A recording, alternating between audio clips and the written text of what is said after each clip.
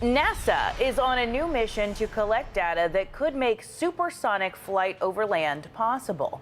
The mission has two goals. First, to design and build NASA's X-59 research aircraft that will reduce the loudness of the sonic boom. Second, to collect data from communities about the sound and share that data with regulators. Yeah, joining us live now to tell us more about the science behind this is the lead test pilot for the X-59 project, David Nils Larson. Good morning. Thanks so much for waking up with us. Good morning. Thanks for having me. Yeah, so tell us a little bit more about the two goals of this Quest mission. It's really exciting. Well, the first one, as you said, is to build the X-59, and it has been designed to produce a sonic thump instead of a sonic boom. So if you ever see a picture of the airplane, and you can see it being built right there, it is very unique and it has a really long nose, and that's one of the things that helps make that boom into a thump. So early on, we're going to go look and see, does it do what we designed it to do?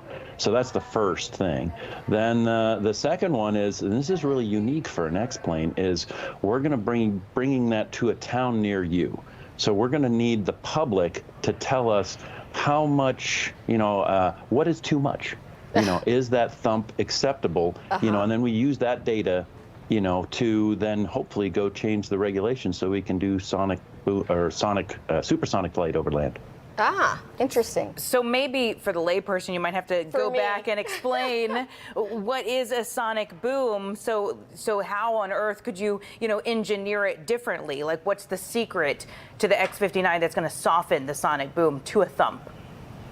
Well, most of you have heard a sonic boom. Pretty much everybody has. What you don't realize is thunder is a sonic boom. So if you are close to where lightning hits and you hear that kablam and that startle, that is a sonic boom. For an airplane, you get a boom boom because one is the front and one is the tail shock, so that's why you get that double boom.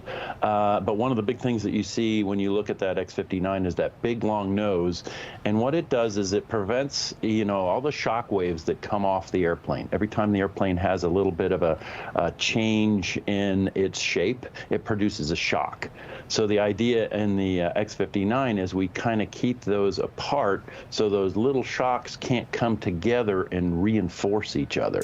So that's one of the big things. There's other little design features that you may see, like the engine is on the top.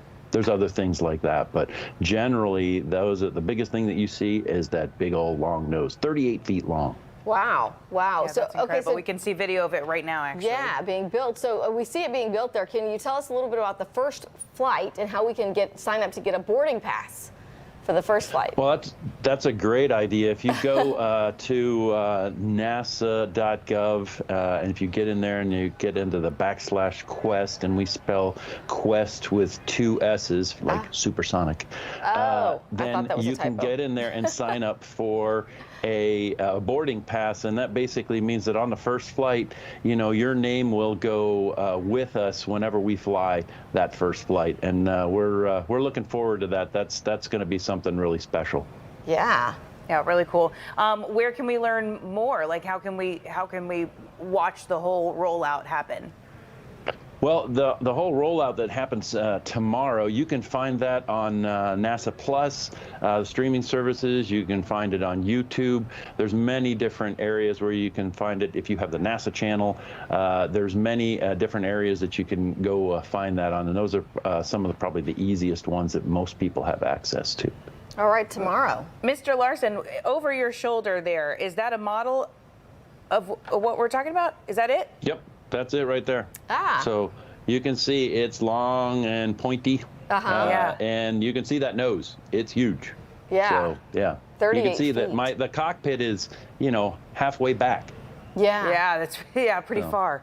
That's incredible. I'm always impressed by what you guys are doing, but I'm pretty in awe of this. Yeah, and you'll be on it. You're the lead pilot. I am the lead pilot, especially for NASA. We also have a Lockheed Martin pilot, dog, Dan Kanan. He'll be the guy that actually does the first flight. So he's been a tremendous collaborator to work with. It's just been awesome working with Lockheed Martin. Are you looking forward to this? Oh, heck yeah. This is a career-defining, thing that you get to do. Down there you have the astronauts that get to go on, missions that they train for years. This is kind of the same thing for us is, years that we've been working on this thing and getting to do something like this and break in a new airplane and then get to go use it for research. This will be the highlight of my, career. Yeah, supersonic flight over land. Yeah, it's going to be pretty amazing. I assumed it would be, but I wanted to hear the heck yeah from you. David Nils Larson, thank you for joining us this morning. Well, thank you for having me, and tune in tomorrow. Check out the rollout. Yeah, definitely, we will. Yeah, thank you so much. Have a great day.